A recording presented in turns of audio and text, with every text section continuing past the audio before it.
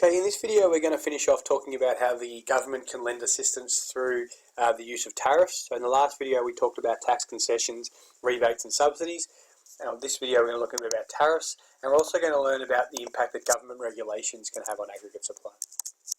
So tariffs are both a demand and supply side factor, and tariffs are just a tax on imports. So if we raise tariffs, it basically means that imports are now more expensive.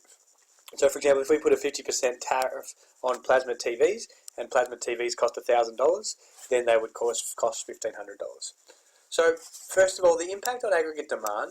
In the short term, higher tariffs can reduce demand for imports because they're more expensive and they cost more, which will also increase demand for import competing Australian products. So the higher tariff makes the import more expensive and therefore makes the Australian product more competitive, and that will help to boost employment. So the idea of tariffs in the short term is to protect local producers.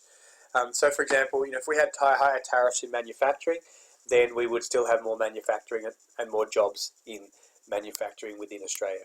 So in the short term, aggregate demand, it's favourable to have higher tariffs because it will boost consumption expenditure, because firms will have more money, and workers will have more money because it helps to create employment because our firms get protected. And that will boost aggregate demand. You could also make a link to increased investment because people are buying more Australian products. That's got to be an incentive for firms to invest. Lower tariffs, the opposite effect. Lower tariffs can increase unemployment, particularly structural unemployment. People will lose their jobs because the derived demand for labour goes down, but other people will lose their jobs because firms might look to restructure and use more capital so that they can compete with overseas companies because of the lower tariffs. So lower tariffs in the short term lead to increased structural unemployment. A lot of businesses will move overseas and other businesses will become more capital intensive.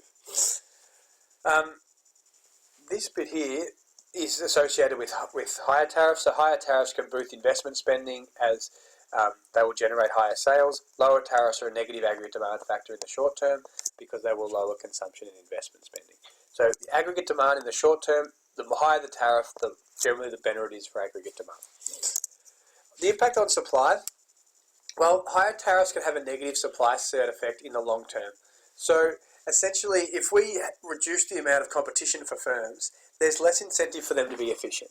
So just like when we're looking at market structures and we talked about how more concentrated markets generally are less efficient, it's the same thing with higher tariffs. If we have higher tariffs, there's less competition from overseas, and this can lead to reduced productivity. It can lead to less incentive to invest in better production techniques.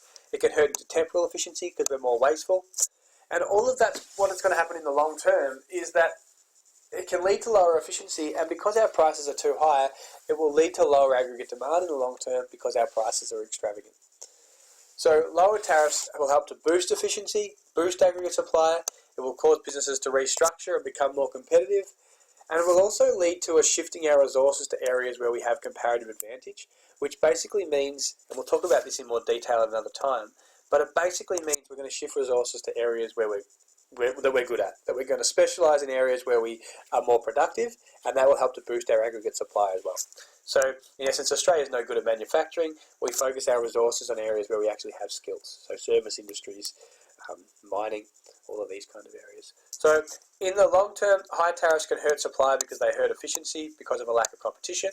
Lower tariffs should boost efficiency, cause businesses to restructure and shift aggregate supply to them. Right.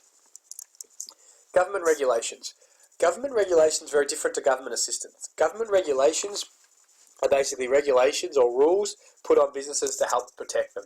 So that might include licensing in certain industries, permits to do certain things, laws that we have to obey by occupational health and safety. So you can't, you've got businesses that are involved in building, for example, would have to erect scaffolding to ensure that none of their workers get hurt. They have to pay for work cover, so they have to make sure that all their employees are covered by work cover if they get injured, insurance, that kind of thing. Now, all of these kind of things cost money. So higher costs of safety measures can lead to basically higher production costs in the short term. So in the short term, it can hurt demand because there's less money for investment spending. So it can hurt I in the short term, but the main impact is on supply, and you need to focus on supply. So in the short term, increased government regulations add to production costs and lower the profitability of businesses. All of these things will make it less internationally competitive, and put pressure on prices to rise and reduce aggregate supply. So basically, if we didn't care if our workers got hurt or injured, or we didn't make them pay for work cover, and we had sort of more lax laws, that could allow us to produce cheaper, and therefore should help to boost aggregate supply in the short term and make us more competitive. But in the long term, these regulations are often designed to increase efficiency. They're often to do with trying to prevent too much market power. And all of these, the idea of these laws, again, in the long term, is to try and prevent people from getting sick or injured. So all of these things should have positive supply-side impacts in the long term if we can keep workers at work, increase the size of our labour force, have less days lost by people getting sick and injured. So the higher cost in the short term, increased productivity, increased growth in the long term. So even policies that are designed for equality or for safety, these things may hurt production costs in the short term and reduce aggregate supply, but in the long term, reduced instances of workplace injury is favourable, will help to reduce the amount of days that are lost through sick leave and people getting injured, and therefore boost supply in the long term.